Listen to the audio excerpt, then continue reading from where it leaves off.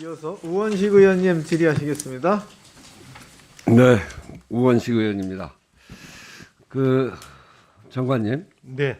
국회 들어오시면서 앞에 오미크론 등등 이렇게 써붙이고 쥐꼬리 추경이다 이거 올리자 하는 국회의원들의 농성하는 현장을 거쳐오셨죠? 예. 저 사진인데 어떻게 생각하세요? 저거 보고 어떤 생각이 드세요? 예, 뭐 정부도 오미크론 변이 때문에 어렵고 또 방역 조치 강화로 인해서 소상공인 어려움을 감안해서 근본에도 정말 2000년대 들어와서 1월달 추경낸 적이 거의 없습니다.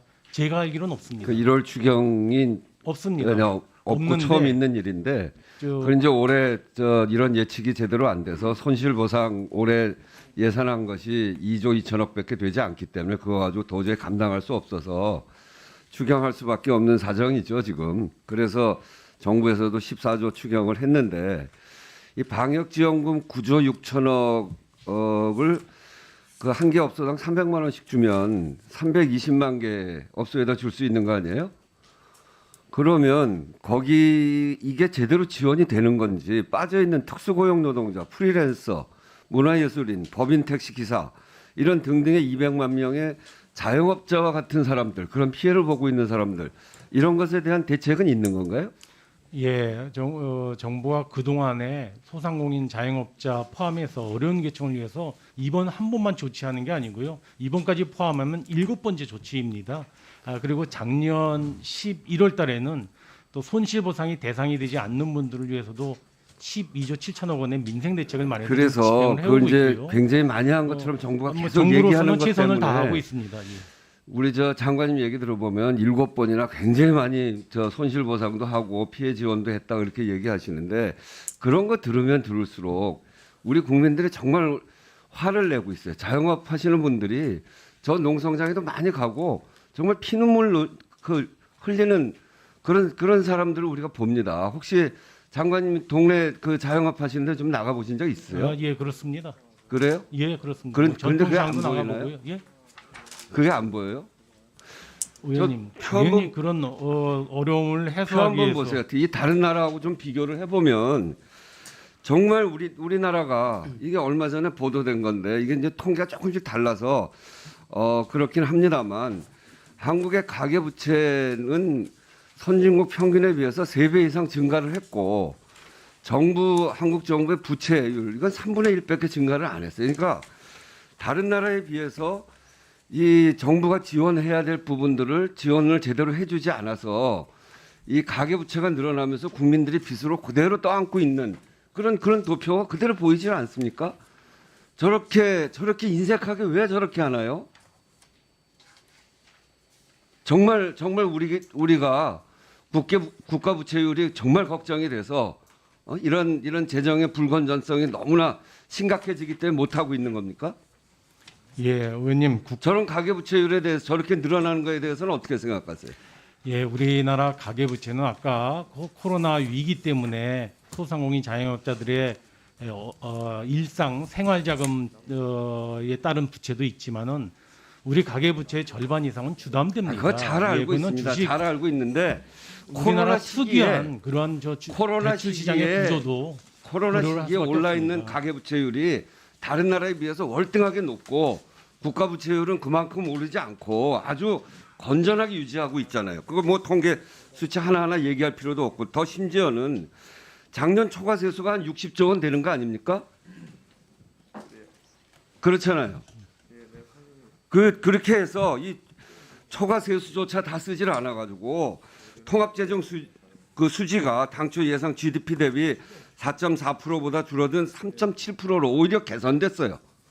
이렇게 정부 재정은 튼튼하게 만드는 게 예, 제가 설명을 드리겠습니다. 의원님 그 초과세수가 60조 났다고 했는데요. 뭐 초과세수가 난 거에 대해서는 제가 송구하다는 말씀을 몇 번 드렸고요. 정부가 초과세수가 나기 전에 예측이 적게 해서 재정 지출 규모를 줄였다면은 정말 긴축적으로 운영한 건데요. 정부가 다 국가 적자 국채를 발행해서 우리 재정 규모가 선진국과는 달리 8, 9% 정도, 9% 정도 내에 다 재정 지출을 했고요. 장관, 초과 세수가 났기 때문에 그 모든 것을 거의 다 지출을 했어요. 네, 그 얘기 다시 제가 추가적으로 아주 지출을 여러 번 했습니다. 들었는데 저 표 한번 보세요. 이게 코로나 재정 지원 비율이 GDP 대비 4.5%입니다. 우리가 선진국 평균이 17.3%예요. 저 표 한번 보시란 말이에요. 이렇게 소상공인 지원 등이 GDP 대비 추가 재정 국채 비교를 해보면 가계 직접 지원은 1.3%고 이것은 일본의 2분의 1, 미국의 5분의 1에 불과합니다. 저런 속에서 이렇게 보면 정부의 지원이 얼마나 인색했는지, 왜 가계부채가 늘어나고 정부 부채가 이렇게 잘 관리되고 있는지 저게 그대로 보여주는 거 아닙니까? 네. 이렇게 위기 상황에 이렇게 대응을 제대로 못하면 이게 되겠냐 말이죠. 이 국간을 건강하게 건전하게 유지하는 이유는 바로 이런 위기 시대에 쓰려고 하는 거 아니겠어요? 그 왕조 시대 때도 이렇게 어려울 때는 구휼미를 써서 이 국민의 이런 안전, 생명 이런 걸 보호하는 게 첫 번째 국가가 해야 될 일인데 이걸 제대로 하고 있지 않은 거예요. 저는 우리 문재인 대통령께서 저희가 그 국회의원 하실 때 을지로위원회를 같이 했어요. 정말 그 국민들의 삶을 지키기 위해서 노력하고 그래서 대선 때도 사람이 먼저다 이렇게까지 슬로건을 내걸었어요. 그런데 전 세계에서 가장 국민에게 지원을 덜하는 그런 나라를 주변에서 이렇게 지금 강변을 하면서 대통령을 이렇게 국민들에게 이런 부분에 있어서 비판받게 만드는 건 정말 대통령 보좌 잘 못하는 일이다. 전 그렇게 말씀드릴 수밖에 없습니다. 예, 답변드리겠습니다. 저는 의원님께서 제시한 통계에 대해서는 자세히 다시 봐야 된다고 보는데요. 우리나라하고 선진국하고 그냥 수평적으로 비교하기에는 다른 선진국들은 평상시에 재정 지출 규모가 2, 3% 경상성장률을 기반으로 해서 늘려오다가 코로나 위기에 추가적인 재정 지출을 이렇게 많이 한 거고요. 저희는 작년도 예산만 하더라도 9%가 넘었습니다. 이미 본 예산에 관련되는 예산 규모가 굉장히 많이 반영이 돼 있어서 추경 규모만 갖고 비교하는 것은 적절하지가 않습니다. 저희가 본 예산에 포함된 것까지 보면은요, GDP 대비 11%가 넘습니다. 의원님 지금 6.5%라고 그랬는데요. 저희들이 본 예산에서 같이 지출한 것까지 하면 11%는 넘기 때문에 이런 규모에서 수평 비교를 해야 됩니다. 저는 뭐 그렇게 생각을 합니다. 제가 좀 마무리할 테니까요. 이게 지금 우리는 35조 정도로 올리자고 하고 있고 안 걸린 거지? 또 야당에서도 한 50조 정도를 이야기하고 있습니다. 그런데 지금 앞에서도 마찬가지입니다만 양당의 그 모든 대통령 후보들도 이 문제에 관심을 가지고 추경해서 좀 올리자, 이것을 좀 올려서 지원을 두툼하게 하자라고 하는 논의를 해달라. 또 정부에서도 그렇게 해달라. 이렇게 지금 이야기를 하고 있어요. 야당에서는 여야 협상이 아니라 정부 설득부터 하라고 하는데 우리가 정부 설득이 너무 하기가 어려워서 여당 국회의원들 저렇게 농성까지 하고 있습니다. 정말 창피하고 부끄럽습니다. 장관께서 그런 점에서 지금 이런 위기에 우리 국가가 어떻게 대응해야 될지에 대해서 다시 한번 검토하시고 이 여당 안으로 이번 추경이 진행될 수 있도록 거기에 협조할 수 있겠습니까? 예, 전 누차 말씀드렸지만 정부도 소상공인들의 피해를 최대한 두텁게 지원하기 위한 그런 여러 가지 지원 필요성, 그다음에 재정 상황, 그리고 또 이와 같은 추경이 국가 경제 전체에 미치는 영향 등을 종합 감안을 했습니다. 특히 이번에 추경은 재정 여건도 조건이거니와 물가라든가 또는 국제 시장이라든가 국제 금융 시장에 미치는 영향도 워낙 지대해서 그러한 점을 종합적으로 고려해서 14조 원 규모로 국회에 제출을 했는데요. 뭐 저는 이와 같은 내용이 14조 원 정도의 정부 지출 규모가 국회에서 존중될 필요가 있다고 저는 생각을 합니다. 의원님 지적의 말씀도 저희가 뭐 알겠습니다만은 정부로서는 정부가 지출한 규모 선에서 추경이 논의되는 것이 좀 적절하다고 저게 판단하고 있습니다. 한 가지만 더 물어볼게요. 여야가 합의하면 거기에 따라올 수 있습니까? 저는 쉽게 동의하지 않겠습니다. 그거는 저 증액에 대해서는 여야 합의에 구속되기보다는 그거는 뭐 정부에도 행정부의 나름대로 그런 판단이 같이 고려가 돼야 된다고 생각을 합니다. 네, 우원식 의원님 수고하셨습니다. 이어서 배준영 의원님 질의하시겠습니다. 네, 배준영 국회의원입니다. 네, 부총님 새해 복 많이 받으시고요. 예. 네, 제가 말씀드리기 좀 민망하지만은 이런 말씀 드릴 수밖에 없는데 이번 추경은 그야말로 언발의 오줌 누기식 추경이 아닌가 생각합니다. 그 재정 지원도 충분치 않을 뿐더러 이 타겟팅도 잘 잡지 못하고 있는 것 같습니다. 그래서 저희가 지난 1월 19일 날 저희 원내대표 명의로 기재부에 이게 전달이 된 걸로 알고 있는데 이거 보셨습니까? 예, 봤습니다. 네. 근데 그 어떤 의견이십니까? 그 거의 뭐 반영이 제대로 안 됐다고 저희는 보고 있는데요. 예, 아까 제가 말씀드린 것처럼 한정된 재원을 효율적으로 지원하기 위한 소요와 또 재정 여건 또 그 국가 경제 여러 가지 상황을 종합 감안해서 정부는 추경 규모를 판단했다는 말씀을 드리고요. 네. 의원님께서 지금 말씀하시지만은 사실 여러 가지 소요만 제기했지 재원에 대해서는 한 번도 말씀을 안 하셨고요. 실현 네. 가능성 없는 얘기만 주셨기 때문에 네. 저희로서는 그걸 반영하기가 어려웠습니다. 그럼 제가 이 말씀을 좀 드리겠습니다. 적자 국채 발행액이 11조 3조 원인데 제가 재원 확보 관련해서 좀 말씀드릴게요. 정부가 이번에 2차 추경 이후에 29조 원의 추가 세수를 바탕으로 이걸 감안해서 추경을 편성했다는데 이게 맞습니까? 예, 1차적으로는 소상공인 피해를 지원하는 목적이 1차적이었고요. 거기에 네. 부가적으로 세수가 네. 더 거친 거를 다시 활용하는 것이 네, 활용하는 적시활용을 목적이었는데 좋겠다는 판단에서 그렇게 말씀을 네, 드립니다. 제가 화면을 한번 봐주시죠. 국세 수입이 29조 원이 늘고 세외 수입이 15조 원이 줄고 불용액을 4조 원에서 6조 원 정도로 잡아서 세계잉여금 추정치가 한 18조 원에서 20조 원이 된다는 게 국회 예정처의 이 분석입니다. 다음 페이지 보시면요. 그래서 18조 원에서 25조 원의 그 세계잉여금을 보면은 이걸 갖고 법정 여러 가지 비용을 제하고 국채 상환 가능 최대 규모를 따져도 7.4조 원밖에 안 됩니다. 그러니까 이렇게 세수가 많다고 해도 7.4조 원밖에 국채를 발행할 수 없는 상황인데도 무려 11.3조 원이라는 그런 국채 발행을 해갖고 미래 세대에 이 짐을 떠넘기는 게 과연 말하자면은 그 기재부가 할 수 있는 그 최선이었나 이런 생각을 하고요. 그 다음 페이지. 그리고 저희가 이게 봤습니다.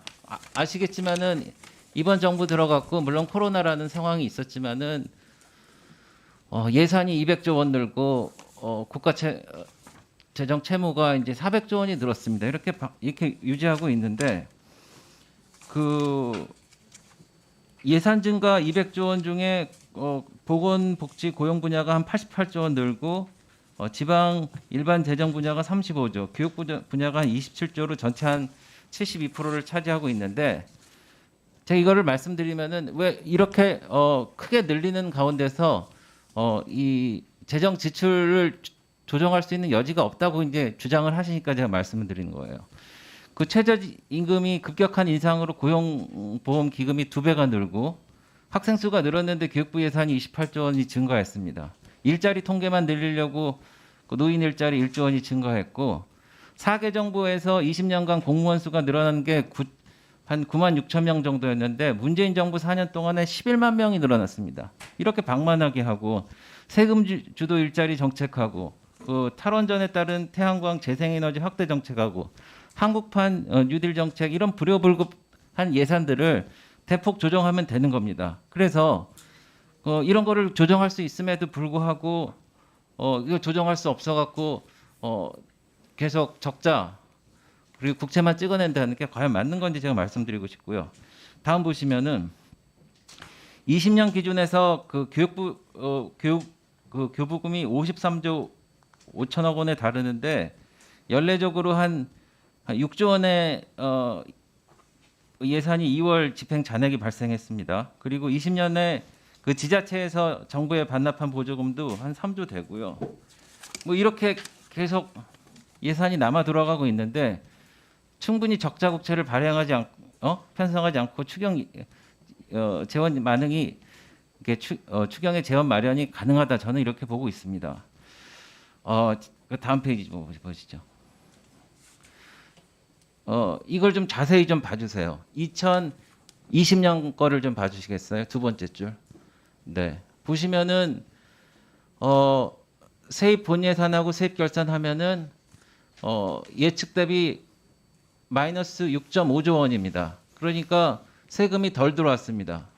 그럼에도 불구하고 3차를 보시면은 35.1조 원의 추경안이 집행이 됐습니다.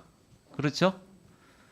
그리고 그 밑에 줄에 보시면은 그 2020년도 2회, 3회 추경 재원 일부를 지출 구조 조정을 통해서 마련했습니다. 보시면은 2020년도 2회에는 그 추경 정부안 규모가 7.6조 원인데 47.4%가 그 지출 구조 조정을 통해서 했고요. 3회 때는 35.3조 원의 그 추경 정부안 규모의 26.1%를 지출 구조로 했단 말이죠. 하다못해 그 외환위기 때도 추경을 했는데 외환위기 때 우리 재정이 넘쳐 흘렀습니까? 본 예산의 12%를 절감해서 추경 재원 68%를 마련했어요. 근데 그렇게 어려운 시기에 예산이 충분하지도 않았는데도 불구하고 지출 구조를 이렇게 개선해서 했는데 왜 지금 그때는 할 수 있고 지금은 못 한다는 겁니까? 그게 국민들은 이해가 안 간다는 겁니다. 네, 답변해 주십시오. 네, 의원님, 그 올해 예산이 대부분 국회에서 정말 불필요한 예산을 주셨나요? 다 필요한 내역을 심사해서 정부도 심사하고 국회도 심사해서 했기 때문에 예산이 일단 필요성이 있기 때문에 반영을 한 것이고요. 다만 하반기에 가서 사업을 집행하다 보니까 집행이 제대로 안 되고 사업의 원인 행위가 잘 안 되고 했을 때는 당연히 다른 데로 돌려서 전용해서 쓰던가 또는 뭐 추경해서 삭감 조정할 수 있지만 1월 달에 정부의 예산을 추경한 적도 별로 없었지만은 20년간 1월 추경도 없었지만 1월 달에 예산 집행도 안 해보고 깎은 적은 정말 20년 동안 없었습니다. 이거는 일단 저희가 정부가 뭐 불허불판 예산을 걷어내는데 소홀한 것이 아니고요. 일단 반영된 예산에 대해서는 집행을 해본 다음에 대부분 대개 2, 4분기 이후 뭐 2, 4분기도 사례가 별로 많지는 않습니다. 대개 하반기에 상반기에 집행이 안 되고 정말 효과가 없는 사업으로 증명이 되는 것에 대해서는 구조조정이 가능한데요. 일단은 집행 초기 단계이기 때문에 그 1월 달이기 때문에 그렇게 대규모 사업을 지출 구조조정한다는 것은 저는 적절하지가 않다고 판단을 합니다. 과거에도 이 지출을 구조 조정해가지고 한 예가 충분히 있습니다. 그래서 한 된다고만 하지 말고요. 그 소상공인 자영업자들이 겪고 있는 어려움을 감안하셔서 지난 예를 참고하시고 그것을 감안해서 좀 더 전향적으로 나서달라는 게 이번 의원의 입장입니다. 감사합니다. 예, 의원님 일각에서 SOC 등 중심으로 감액 조정 한 30조 정도 나온다 그러는데요. 올해 SOC 예산이 28조입니다.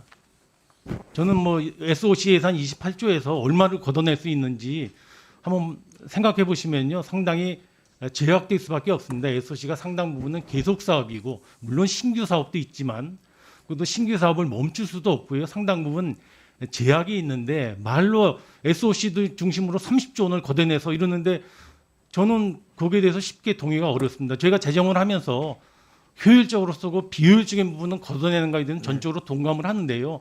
사실 그렇게 하시는 말씀 뒤에는 실행 가능성이 따라야 되기 때문에 특히 뭐 네. 행정부는 실행 가능성을 고려하지 않을 수 없기 때문에 그런 측면에서 말씀을 드리는 겁니다. 예, 이재명 후보가 지난번에 지역화폐 발행 기호를 정부 예산에 1조 원인데 30조 원으로 늘리셨죠.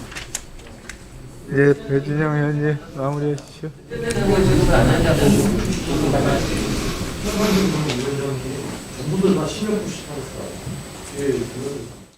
예, 여당 의원님들부터 시간 꼭 지켜주시기 바랍니다. 여당 의원님들이 솔선수범하셔야 됩니다. 예, 그러겠습니다. 배준영 의원님 수고하셨습니다. 부총리님, 네. 일각에서 SOC 30조 원 뭐 운운했다고 하는 그 일각이 누구예요? 전직 부총리시죠? 김동연 뭐. 전직 부총리. 제가 사람 이름은 얘기 안 했지만 여러 가지 뭐 토론 과정에서 그런 얘기가 나온 것 같은데요. 아니 너무 구체적으로 그 답변을 주셔가지고 예 제가 그냥 확인을 했습니다.